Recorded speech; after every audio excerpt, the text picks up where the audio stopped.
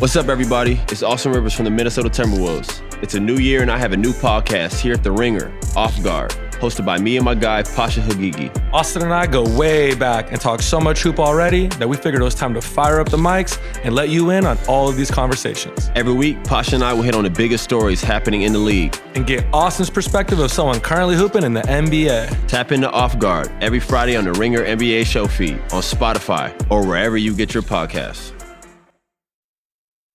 This episode is brought to you by Anytime Fitness. We may talk a whole lot about sports, but when it comes to keeping fit ourselves, there's definitely room for improvement. I hit this point early July. I was just like, I am not in good enough shape.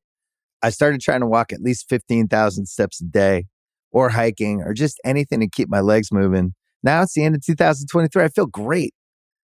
I had a physical 3 weeks ago, and the guy was like, "You're doing great. You're doing better than you were 3 years ago." I felt great. Whatever your goals are, progress is possible thanks to Anytime Fitness. Get a personalized plan and support from an expert coach anytime, anywhere. Visit anytimefitness.com to try Anytime Fitness for free. Start to train for your life. Terms, conditions, and restrictions apply. See website for details.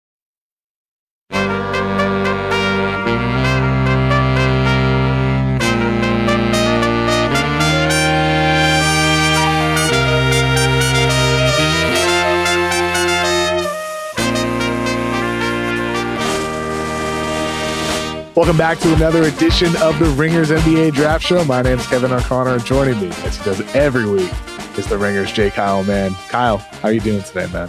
I'm doing pretty well, pretty solid, hanging in there. Sickness hasn't hit me in a little bit. Feeling pretty good. Kentucky stinks. Oh, they did. Well, you just jump right to the chase. You were kind of grinning. You do this thing sometimes where you're introducing me, where you're like grinning, and it almost feels like you're anticipating something. And I was like, "Were you just my little evil smile?" Yeah, I guess so. I don't know. I mean, how much pleasure do you get from watching me squirm, or none at all? I know some people, because whenever Kentucky stinks, you're not one of these people that does this. Sharks used to do this. He got glee out of doing this, and it was fun. But among like the NBA crowd, I feel like they don't know as many Kentucky fans. So I just inevitably get a string. It's just an RSS feed of people checking in on me. Kentucky stinks, to answer your question. It's pretty they're miserable. 10-6 on the year. So, they don't stink in terms of record, but they got I smashed. think they stink in terms of record. Smashed. Yeah, for Kentucky standards, fair. They got smashed by Alabama and South Carolina, though. I mean, South Carolina, they lost by 3, but that's a disappointing loss after getting smacked around by Bama. Yeah, I mean, they were never in it. And that's a misleading score because they were behind badly like the whole game. I mean, they got down huge in the beginning. They got their asses kicked by UCLA. They got their asses kicked by Alabama, by Gonzaga. Any competent, kind of Power 5 team they play, they stink. And there are a lot of kind of issues, I think. This team is just flawed. Like I said last week, I thought they had an NIT stench, and that has just kind of increasingly become more and more real, which is kind of shocking. Yeah. I didn't watch that game. How was G.G. Jackson in that game for South Carolina? I saw he had 16 points, just looking at the box score, 16 points on 6 of 10. It's been an up and down year for him. For people who don't know the name G.G. Jackson, he reclassified he was the top prospect in the next year's draft class, reclassified to enter college this year. So he's one of the younger players, still 17 years old. Been an up and down freshman year for him, for South Carolina. But how did he perform in that game against Kentucky? Well, we were happy to give him, an opportunity to add to his draft highlight reel. He looked better than he has all year. I mean, he looked amazing because Kentucky can't guard the ball. And what a brutal beat for North Carolina, because you talked about Gregory Jackson, his official name, if you go looking for him, reclassed and decided to flip from North Carolina, which is the team that was returning everybody. Can you imagine if he had been, of course, North Carolina's been disappointing too, but Gigi looked great. I mean, they didn't really have an answer for him. Our bigs couldn't stay in front of him, and the guards couldn't bother him. It was just over and over. I mean, like, South Carolina hit a lot of lucky shots. The South Carolina game itself was just sort of another symptom of a bigger disease. Kentucky has, I think, systemic issues with the way Cal, I think his roster building is kind of catching up to him. I just think overall this team isn't as talented as people maybe thought that they were. Have you ever heard of, like, in audio, they have this thing called, have you ever heard of this, the flatter effect? Have you ever heard of that, Kev? Don't think so. Sounds way smarter than for me, you know. What is flatter effect? What is this? Well, the flatter effect is in audio production. Somebody that kind of mentored me taught me this, that, like, you need to when you're mixing, you don't want to mix too loud because the sonic intensity can sort of cloud your objectivity in the moment. And, like, it can distort your sense of whether something's actually good, because if you hear it louder, you're like, yeah, this is jamming. Like, so you want to mix quieter.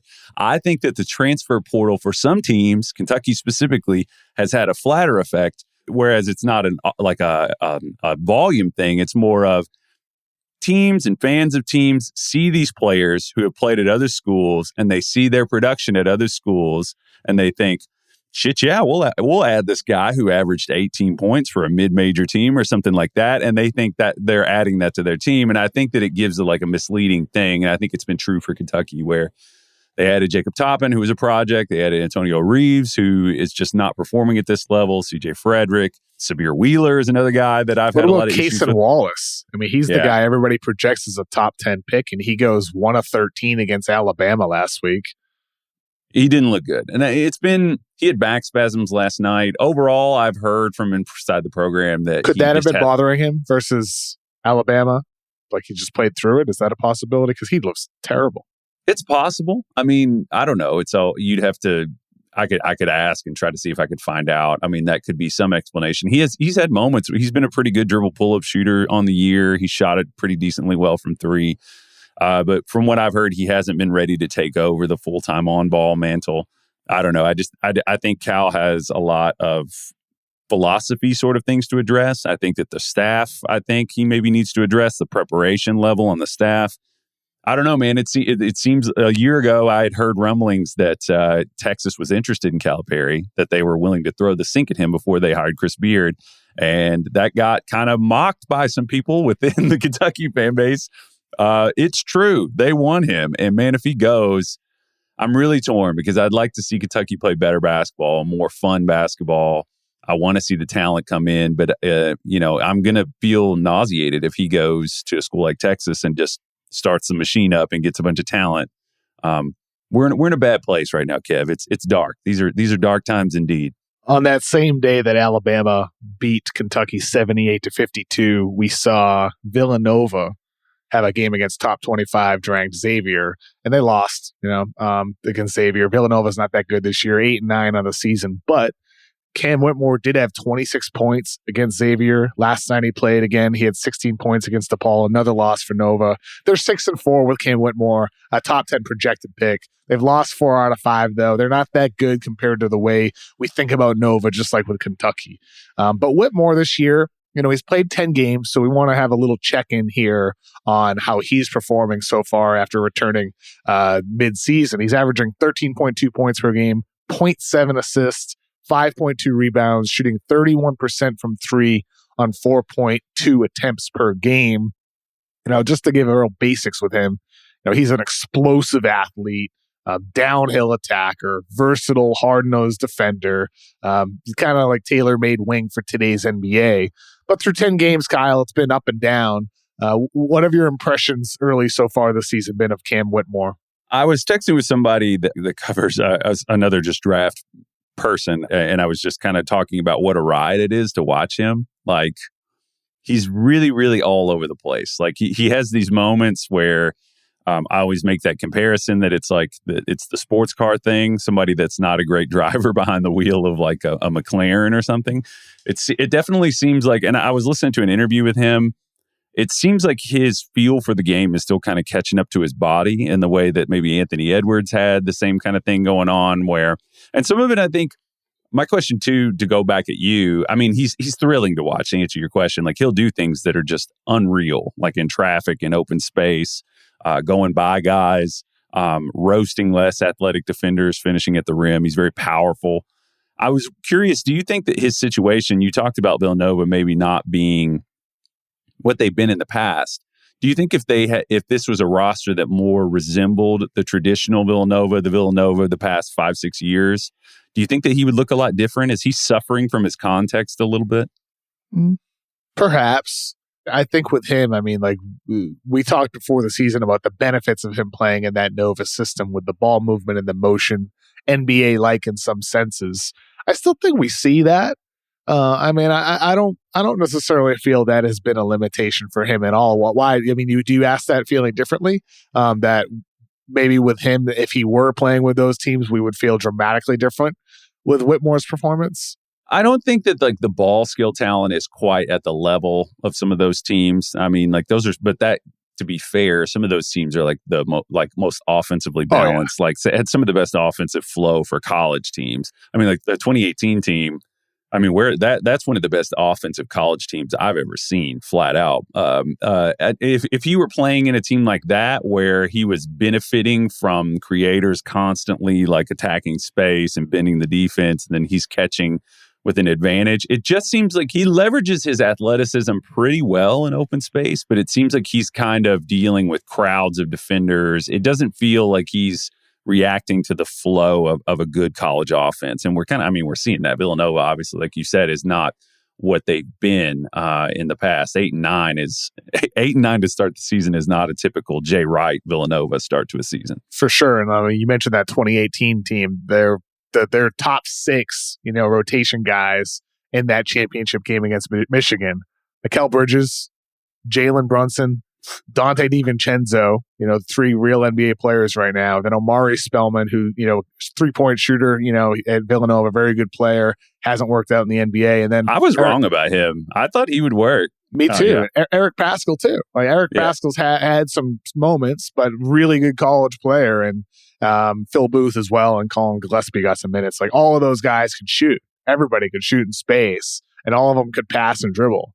Like those Nova teams are no longer. And I think if you plug Cam Whitmore into the Mikal Bridges role on that team or that type of roster with those player constructs, I mean, to go back to your original question, yes, it would be an enhancer for him. But it hasn't necessarily hurt evaluation in terms of like from an NBA perspective. I don't think so. I mean, I feel like we've seen a lot of the same things that we saw from him in high school. What would you like to see from him improve? And is it fair to expect improvement considering the supporting cast around him, like in stuff like on-ball creation, isolations, pick and rolls? I think we're at the point where he's kind of attacked. We're at an early stage, I think, with the playmaking and 10 games. Right. Yeah. Yeah, and overall, I think, if you zoom out and look at I'm imagining this big timeline of where he is in terms of his ball skills and things like that. It's going to take a little bit, Like I think that he's pretty early on in terms of playmaking. Like I think we're going to have to just wait. We're going to have to start with reasonable expectations. Like I think attacking the basket and getting off the ball, like straight line drives. I was telling somebody the other day, he took a dribble handoff. I think it was either in the DePaul game or maybe the Creighton game. Xavier. Yeah, Xavier. He took a dribble handoff in that game.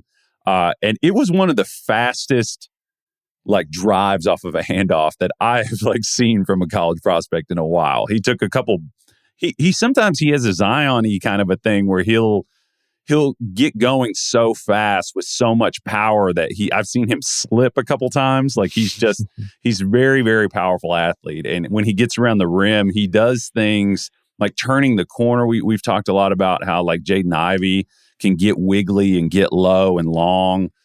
He does things like that. What do you think about his handle? I kind of feel like the handle, we talked about that in the past. That's a thing that is going to really unlock how much he's able to leverage his athleticism, in my opinion. I mean, I think the handle's good, not great. He's definitely got some shiftiness to him over the course of time. You hope that handle continues improving, and it's a tight handle. He doesn't create a ton of space with it. He creates space more with his burst and his athleticism rather than breaking down defenders with like crossover, hezzy dribbles, and all that. But he has the moves. Clearly, he's got a bag that he's working on. It's just going to be about improving it all the time and blending together his pure athleticism, that great first step, the second gear he can hit when he's driving to the basket, all of that in combination with each other. And plus, you mentioned kind of the Zion-esque, quick, decisive drives off of handoffs. Like you can see teams slingshotting him around towards the basket, like just straight line drives, just go, attack and explode. I think he's got that in him, but I maybe with the handle, that's where the improvement comes. Running pick and roll, slowing down a little bit. If the defense switches, isolating and being able to create efficient shot, because he's not the most, I mean, he takes dribble pull-ups. He's not the most fluid at taking those dribble pull-ups. It's a bit mechanical. So that's where I want to see that improvement happen over the course of time, but that'll take years going into the NBA. It's not going to happen during the season with Villanova. You can't expect that to happen. Yeah, I think it's sort of in the lineage. I was sort of trying to contextualize wings that have a lot of physical tools but are erratic, but you're seeing the flashes and you're trying to like read the tea leaves and just assume what they're going to do developmentally. I was kind of making a list here and I was thinking about guys that fit this bill. Two that come to mind that I think are the same and a little different is Jaylen Brown. And then I think Shaden is another guy with like really crazy physical tools that we were trying to guess when they were 18, 19 years old. We were watching them play and you'd see situations where they get ahead of steam and they go to the rim and you're like, that's a phenomenal. And both of those guys are kind of powerful, explosive. Handle needs to come along. We see some flashes with the jump shooting, with the pull-up shooting, but we didn't see a ton of like the playmaking and things like that. So that's kind of what I'm thinking about. He's clearly ambitious to be this way. Like he likes being on the ball. You see him kind of come to life and he wants to do that. But I think you're right that I think whoever he plays with early on, it's probably going to start slow with like the DHO. I love the slingshotting word you used. I think that's really true and really cool. But I feel like, and you can tell me if you agree or disagree with that, like on that prototype. I feel like that's the developmental track that he's on. Like we see flashes. With the athleticism, it's just going to take a bit. Jaylen Brown was a great name because with Jaylen Brown, you go back to his film at Cal or even his rookie year with the Celtics, and you see him doing the moves. You know, he's playing with a clogged paint with two bigs on that Cal team. But you see him like trying things and it didn't work. Like he's very sloppy with his handle, and he still is today, you know, but he's way better. I mean, like it's not even comparable with what he is today compared to what he was at, 18, 19, 20 years old. It's like a totally different stratosphere he's entered into. Still sloppy, but he was really sloppy back then. I think Cam Whitmore's less sloppy than Jaylen Brown at the time, but in terms of that developmental, bucket you're talking about, like they belong in the same bucket of the explosive players who have the handle and the willingness and the ability to create. It's just about honing that over the course of time. And that ultimately is going to dictate who Cam Whitmore becomes, because that and the jump shot, because he's shooting sub 30, he just got over 30% after last night's game from three. He's not a knockdown guy. Like what level does he reach as a shooter? What level does he reach as a handler? Because we know what he can do. That's explode at the rim. We know he can straight line drive. We know that dude is a nuisance on defense, the way he disrupts dribble handoff actions, fights over screens. The dude's a hustler. Like I love his defense. And like with his body and frame and quickness, he could become super versatile in the NBA. We know the things that he can do. But what he does on top of that is really where I have a hard time ranking him. I think right now, the big board is launching, I think, next week, Tuesday on the 17th. I have him currently penciled in at 5th. 5. Okay. Part of me feels that's a little too high. Yeah. Like ahead of guys like Jarace Walker at Houston, who has shown far more of a handle. Ahead of Ausar Thompson, who you're less high on, but he's got the more creation ability. Ahead of Nick Smith, Keontae George, more creator types. If you're drafting Cam Whitmore, you're drafting him for what you know he can be, and then you're betting and you're really gambling that other stuff develops. So, like, where do you land with Cam Whitmore when it comes to like draft placement in terms of your personal rankings, Kyle? He's probably 7 through 10, I would say right Very now. fair. Yeah. I think the points that you made, and I mean, that's a little non-committal, but I think that like the things that we're talking about make me wonder, the team that he gets with, let's say that they don't have a huge priority to throw him into the fire or to throw. Ideally, it's going to be a team that has like a great G League connection that they can bring him up and down, give him a ton of reps, let him get wild. He's not going to be a G League that guy, though. I can't imagine. I don't see why not. I mean, I feel like if you're drafted somebody in that range, if you have the luxury of doing it, like OKC Blue, they bounce guys up and down all the time. Maybe not 7, 8, 9, but Sure. I mean, if you think about guys, a team that doesn't necessarily need to do that doesn't need to put him on ball immediately early. I would love to see him like just get a bunch of empty calorie reps, low stakes reps, and just work. And then, like New Orleans, maybe someone like that, where they already have so many guys in their rotation. Like, they got too many, probably. You got to play on Birmingham. Like, you have no choice. Yeah, they probably have too many guys. I mean, OKC makes. I think OKC is interesting, honestly. I also think Orlando's interesting. We had talked about like if they're following that model, they definitely could use a big wing, but I just think they need more shooting. I was curious to ask you defensive switchability. I feel like he leans more as like a forward wing. I feel like he could guard pretty high. Like he's so strong. He's definitely not like a spindly. He is flexible and bendy, but he strikes me as more of like a guy who could really become like a powerful wing at the next level and like guard fours. Yeah. No doubt about it. I mean, he's got more of that like Iguodala frame in terms of the strength and quickness and length, where he's that bigger wing type who could defend some larger players if necessary, which, like you said, makes him an interesting fit for an Oklahoma City, where like you have Chet Holmgren, you know, maybe you play some beef next to him with Cam Whitmore, you plug him in. And I think Whitmore is the type of guy who could fit anywhere as long as the shot is there. As long as the shot is reliable, he can fit on any team. But defensively, yes, I'm with you, Kyle. Is more of that big wing, versatile wing. So we're kind of on the same page. Like I said, I have him penciled in at 5. It's really right now the 5 to 10 range. Yeah, that's really like the very vague spot I have for him. I have a hard time placing him compared to some of the other guys, because I really like Jarace Walker. I love Jarace Walker on Houston, man. Have you spiked back up on Jarace Walker? Is that because I feel like there was a little like maybe a little trough, and we're back high again on Jarace? When's the last time we talked about Jarace? When I was in Houston, I think when they faced Alabama. Was that the last game we might have talked about Jarace Walker? We talked about him first episode. Yeah. And then we talked about him after that. But like the last couple of games, granted, it's, you know, he's not facing top 5 teams, but he had a great game against Virginia a couple weeks ago. Against SMU, he had 23. Against Cincinnati, he had 21. And in all of these games, he showed off the creation ability that was apparent from him in high school. And when I was in Houston talking to Marcus Sasser, their senior point guard, I asked him, like, how would you describe Jarace Walker to somebody who's never watched him play?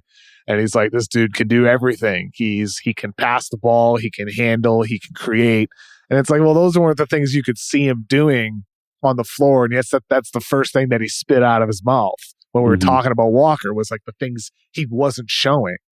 And we have seen that in recent games. And that's where, like, you think about Jarace Walker, 245 pounds, whatever he is, 6'8", with length and intensity and versatility on defense. If that dude is creating shots and taking pull-up jumpers and attacking the basket and making smart passes, I mean, you could talk yourself into Jarace Walker being the Scotty Barnes of this year's draft, as a guy who could rise from that mid to late lottery conversation to the top 5 conversation pretty quickly. Yeah. So I have him, I believe, right behind Whitmore on my pencil, written in pencil board right now, which will be finalized over the weekend. But I'm really high on Jarace Walker. Yeah, he's a dump truck. I mean, he's got like a Larry Johnson kind of body. Oh, that's a great comp. Like, I mean, I'm not going to say 1-to-1 players. Yeah, but of course. Body-wise. Yes, the body, yeah. You look at this, you look at this huge, powerful athlete, and you watch him get like the speed that he gets off the floor. Kind of his hip mobility kind of similar too, but just big, broad shoulders. Anyway, Whitmore, though, I was going to say Whitmore, I would honestly say he feels Markov Charks to me. Like, I feel like that's the kind of guy. We always joke about like how Charks said OG was going to be the next center. Yeah. Like, he always loved guys that played up like that. He loved bigs that played out, and he loved wings that could play powerful. Whitmore is that kind of guy. I hope he gets in a situation where he's allowed to take his time. I feel like teams are smarter these days. Like, unless you want to be terrible, you don't see a ton of teams just rolling it out there with like an awful, like a guy, not awful, a guy who's just not ready for those types of reps. But I hope that's the type of team that he ends up with, a team that'll give him the time he needs.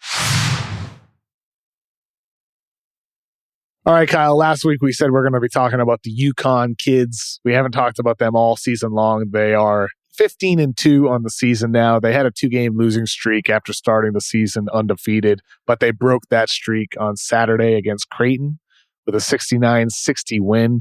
Creighton's got a couple of, potential second-round draft picks on their team. UConn, they're the team that's loaded with potential early seconds, late firsts on their roster. Kyle, who would you like to start with on the UConn side of things as we introduce some of their prospects this year? When you said UConn kids, it kind of reminded me of that Spoon. You ever listen to Spoon? You like Spoon? I know Spoon. I don't know, you could name a song and I can't hear it in my head. I don't know their songs off the top of my head, but I know Spoon. Not a big song title guy, Kev? I am, but I don't know Spoon like that. You know what I'm saying? I can't. I don't love them, but I know of them. I don't know Spoon like that, Kevin O'Connor. Yeah. No, my favorite Spoon is Spoon by H. Oh, okay. At the restaurant in LA. I'll take you there sometime. It took me a second to remember which. Yeah. Yeah, we should go. Yeah. I was just thinking, I was like, when you said that, I was like, the UConn kids. It's a Spoon song. No, I think UConn has like a trio of guys that are interesting. I would say the foremost is Jordan Hawkins, who is a 6'5" kid who played at DeMatha Catholic. DeMatha, legendary school. The guy that was their longtime coach, Morgan Wooten, was this guy that coached there for years. Kev, you may be interested. Maybe not. Adrian Dantley played there. Keith Bogans played there. Long lineage of good players at DeMatha High. Anyway, and he played on a good high school team. He played with Hunter Dickinson, and he also played with what's his name, Earl Timberlake, another good college player, brother of Justin. I wish that were true. No, but he's a 6'5" wing. Sort of I would say right now the best way to describe him would be movement shooter. He's pure, man. There were a couple times I've been talking with our guy. I have a complicated history with UConn. They've stolen some joy from us here in the Bluegrass, and we've had a lot of heartache at the hands of the UConn people. And Justin Barrier, my mortal enemy, because he's a UConn Husky. We were talking about this. And he was kind of just describing his game to me. And the first few jumpers that Jordan Hawkins put up were so nice that, I don't know, I felt like I had taken a bite of a nice dish. I was just like, oof, man, he has got a pure, soft, quick jumper. What do you feel about the Jordan Hawkins jumper? Are you a big believer? Are you skeptical? I wouldn't say I'm skeptical. He's shooting far better this season than he did last season as a freshman.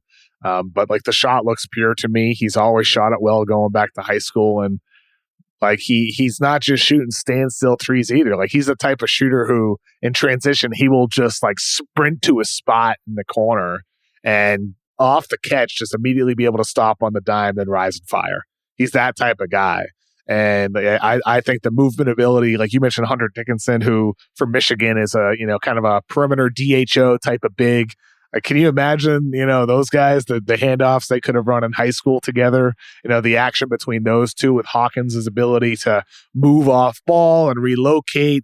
He's just a real smart, cerebral player. The ball never sticks in his hands. He just makes the extra pass when necessary. He just feels like the type of guy who is perfect for what an NBA team needs nowadays. The issue is he's only 6'5". He's not big. He's not a stopper on defense. He's a good defender, but not a great defender. So he's more of a projected role player type. He's not going to run the show for your team or break down defenders off the dribble. But for a team that says, hey, we need shooting, we need to add a shooter to our rotation who could help, as a rookie, then Jordan Hawkins is a perfect late first round draft pick. Yeah, I think that he projects as somebody that you could immediately plug and play as a movement shooter that you could use as gravity. He shoots really well. Totally. At first, I saw the sample I'd seen of him. I was like, okay, he kind of prefers left. And then he shot a few moving right at full speed threes in a row. This season, 39.3% from three on 7.5 attempts a game, which is a pretty convincing sample in 27.1 minutes. But another thing, too, is that he's shooting 38.6% on guarded three-pointers. I had a kind of a thought. The only thing that I'm kind of wondering about with him is he is a little bit of a slight build. Like he's not at the, like if you compare, he was guarding Cam Whitmore. They were guarding each other the other night when Villanova played UConn, and they physically are pretty different. Even though like Hawkins, he'll surprise you with the way he can get up. Like if he has a couple steps to get up in the air, he can jump. I did notice, I do think he's going to have to get a little stronger. I feel like he's going to measure a little below 6'5". I'll be curious to see what he does at the combine. Like I don't think that guys don't usually go up at the combine. They typically go down.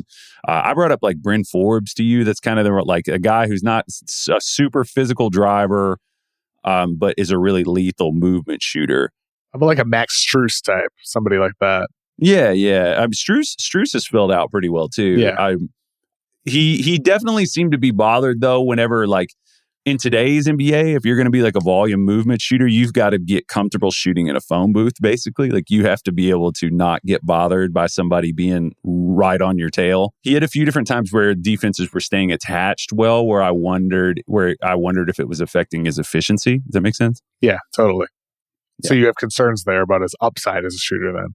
I don't think that it's like an upside concern. I definitely think he's going to come into the league ready to do that role. Well, I don't know that he'll be like a day one starter type player, but in terms of the guys that are like in consideration for first round, where do you, like off the top of your head, how do you feel about his like shot mechanics? Like his sort of, I think he's pretty high on the list. I mean, is he the best movement shooter that's being considered in the first round?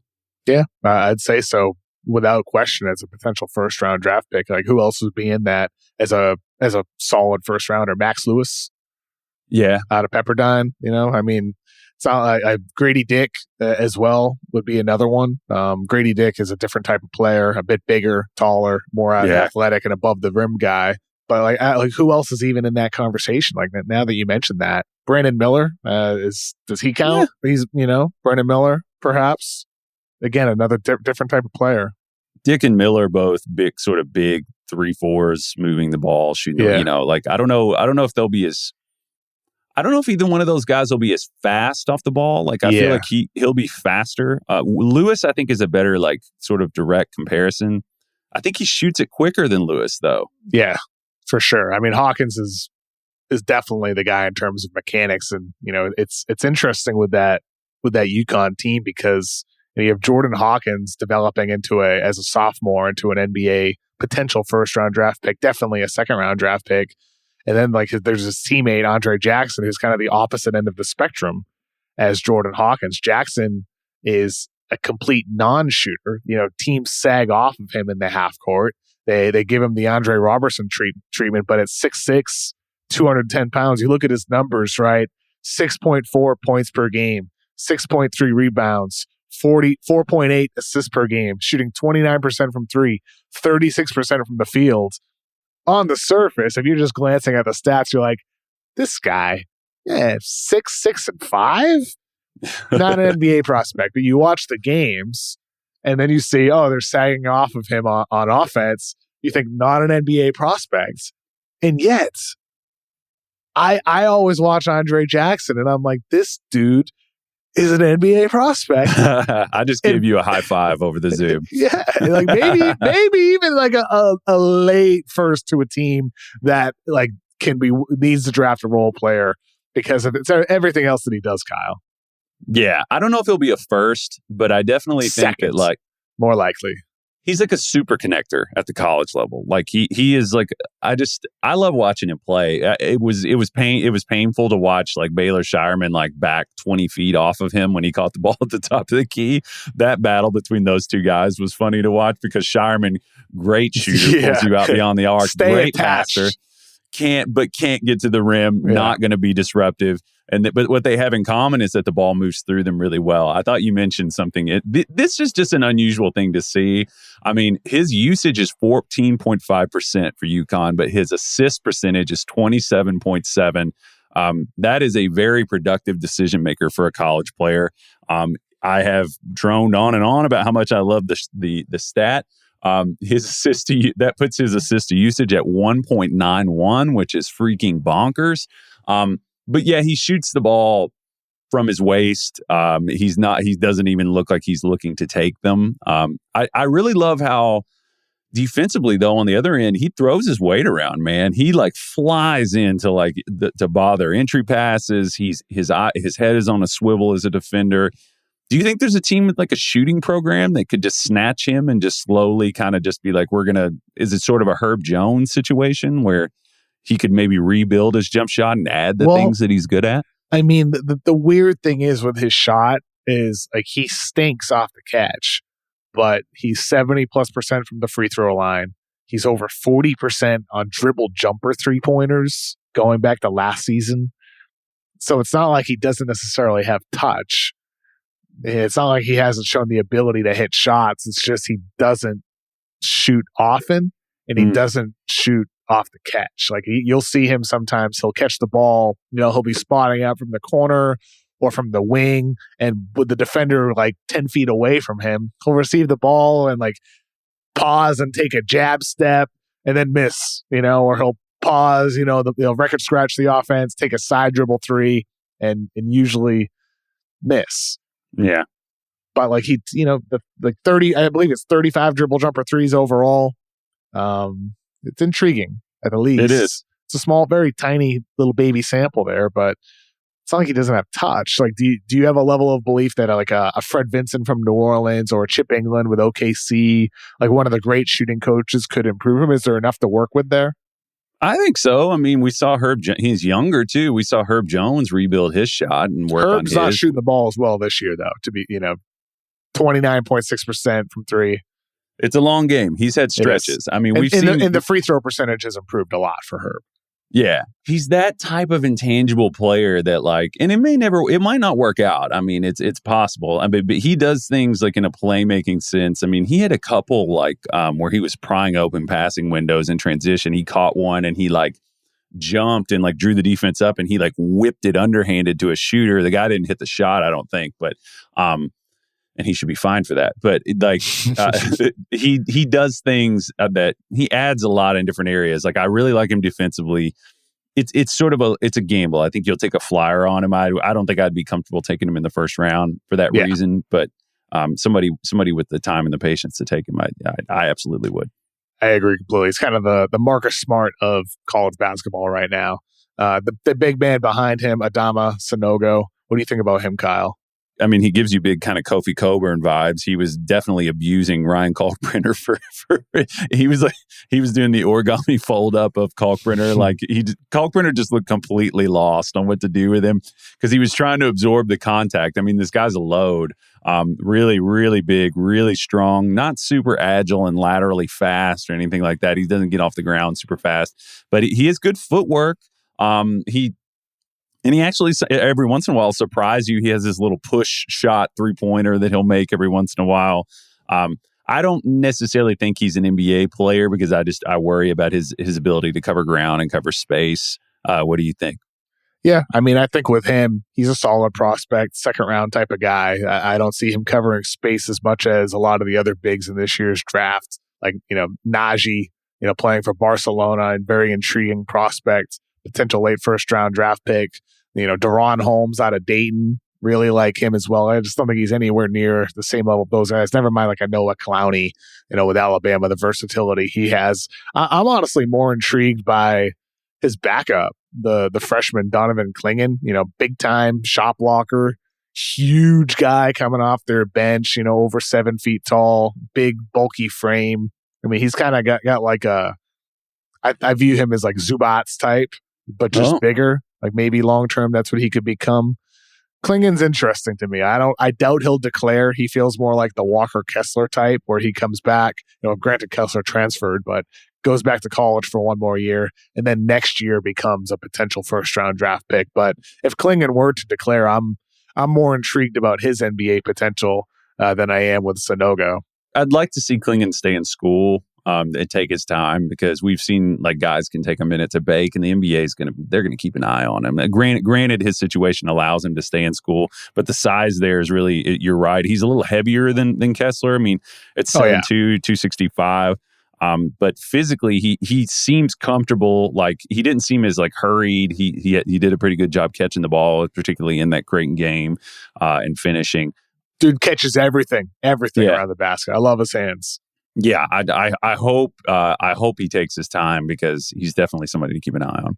I hope he comes out. Just get out of there. Come to the NBA and develop. Yeah, just go to the NBA. Well, was there anybody on the? I know you love Shireman on Creighton. Was there anybody like Kaluma as the other person that people have projected as a potential first round draft pick? It has not been, a great year for him. Who stood out on the Creighton side? Every time you say Kaluma, there was like this Xbox game called Zuma. Did you ever play that? Were you an Xbox or PS4 guy? I was either or. I went from, I think, GameCube to PS2 to Xbox 360 to then PS4 or whatever, and now I'm on Xbox One or whatever the current Xbox is called. Well, I was 360, and I had an Xbox 360. I love 360. They had this really addictive game called Zuma, and there was this like crowd of like tribal people that would go Zuma, and whenever I hear Kaluma, I think Kaluma. That was a great anecdote. I really am glad I got that in, and I'm glad I said it. I'm not embarrassed, and I'm not a virgin. I was going to say, I just looked it up.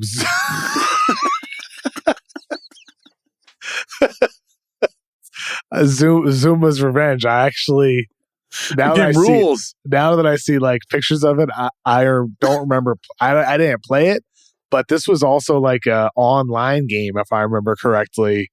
Like, those very heavy games. My mom used to play this game. Oh, she did? Your mom did? Yeah, Zuma, yeah. I played it offline. I feel like it came free with the Xbox, but I just remember you like fire these wooden like balls in these things. You have to make like patterns and like sequences. It was a fun game. I'm sure it's online somewhere, but these are the things that go on inside my brain. Creighton hasn't had the year I think that they thought. I think they're trying to kind of punch above their weight class with this group, with the talent they got. I think they have some talent on the team. I just think physically, I thought it was pretty obvious that like UConn, they're lacking the type of athleticism I think they need to do that. Like I thought at the 5 spot, they looked a little slow and a little unplodding. Kaluma is an athlete. If you want to talk about like, I don't know. I don't necessarily see Kaluma as a first round pick at this point. The shooting, I don't trust. He, around the basket, he had some pretty impressive plays. He had one play where he got trapped on the baseline and sort of rebalanced himself and pivoted and shot like a pretty nifty righty layup. He's a little erratic. The handle, like we were saying, we were talking about that a few shows ago. I've grown increasingly dubious of Arthur Kaluma. I'm not saying like out, but I'm a little more skeptical than I was in the past. How about you? He's all right. Yeah. There's nothing special for like right now at this current stage. Part of it's his role. He does more on ball, with Creighton, and maybe in an NBA role, catch and shoot threes, playing hard on defense in that role. If you can plug him into that, he would be better looking as an NBA prospect, but I'm not super high on him either. I'm a little bit disappointed in that sense. I thought he might be the guy who jumps into the first round. He hasn't. Let's move on to our weekly Wemby. Kyle, what's the latest on Victor Wembanyama? Well, the weekly Wemby this week, Mets 92 had a pretty tough game against Osvel Villeurbanne, and Wemby had 15 points. He was 4 for 12 from the field, 9 rebounds, 5 blocks, and 1 assist. He had Yves Pons guarding him a lot during that game. Yves Pons, who I feel like could have been like a professional volleyball player. I feel like he's like playing the wrong sport. Like he's like one of the most explosive, like 1-2 step jumpers. I kind of came away from this game kind of wondering about, over and over again in these games I'm kind of wondering about like what we expect Wemby to do in his offensive role in the NBA. Do you think that it's unrealistic to, where's this easy offense going to come from in the NBA? Do you think that he's going to be primarily like a cleaning the glass type of guy? And I don't mean like getting on the site and checking stats, which, he should. Ben Falk runs a great site. But I mean, literally offensive rebounding.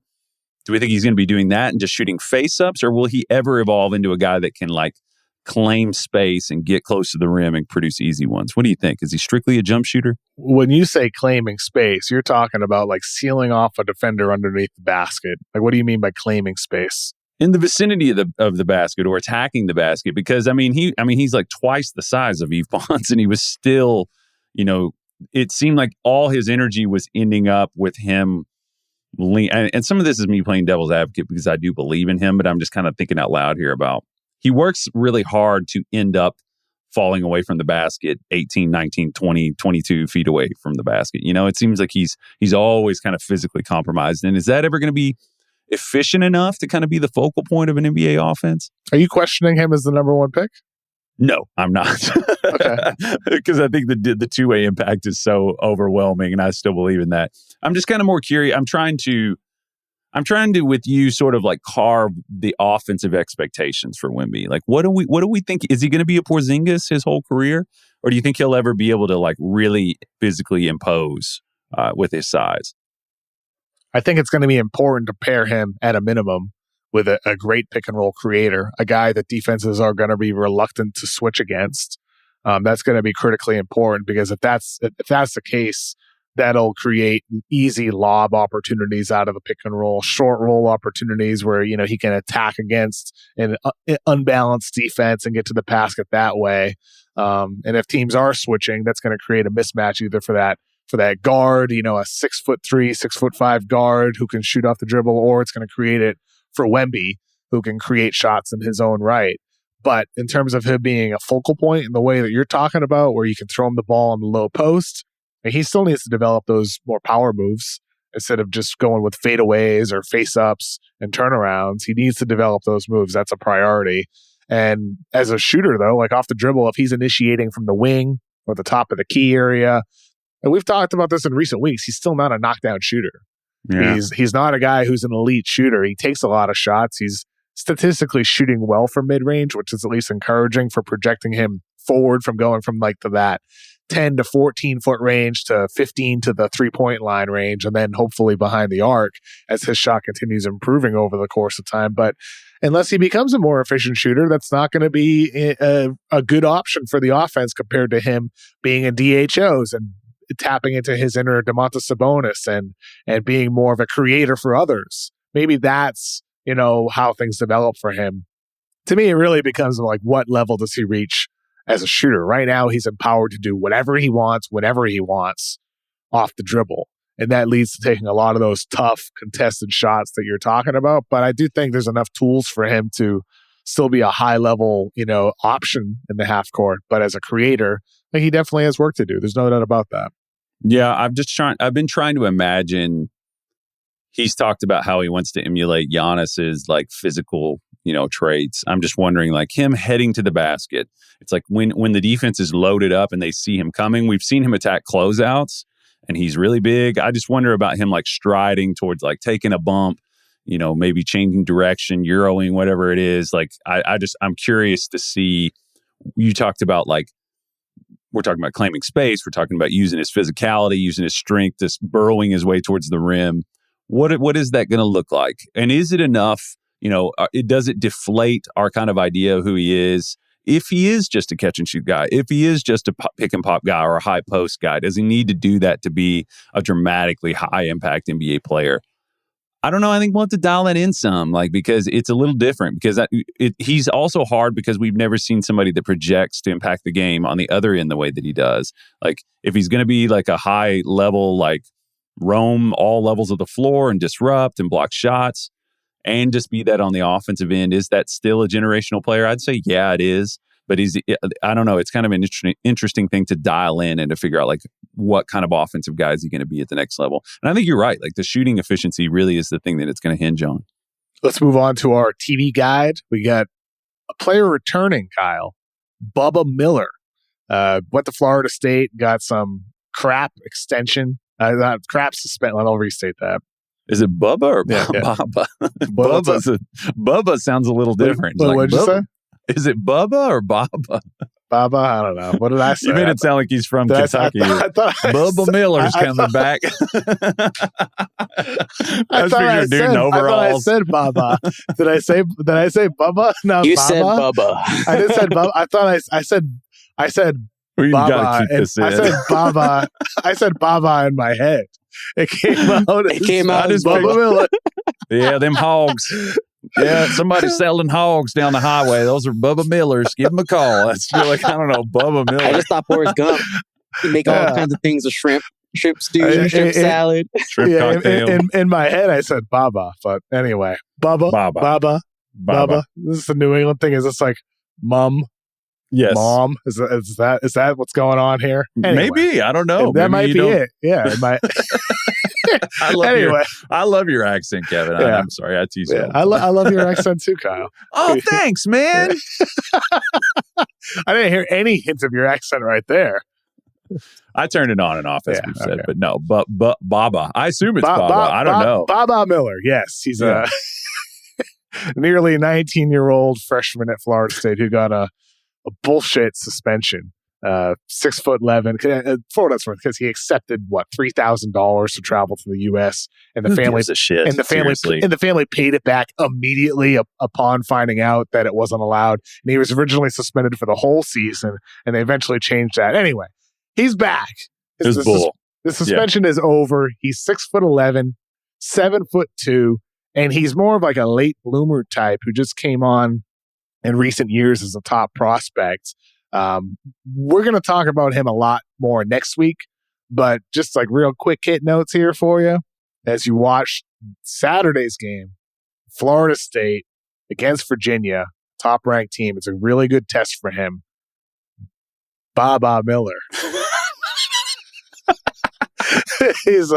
Your eyes got so huge. And my NBA draft guide coming out next week, I have shades of Lamar Odom, Kyle Kuzma, which is, maybe lofty praise, but he's got that big ball handling, skinny wing type.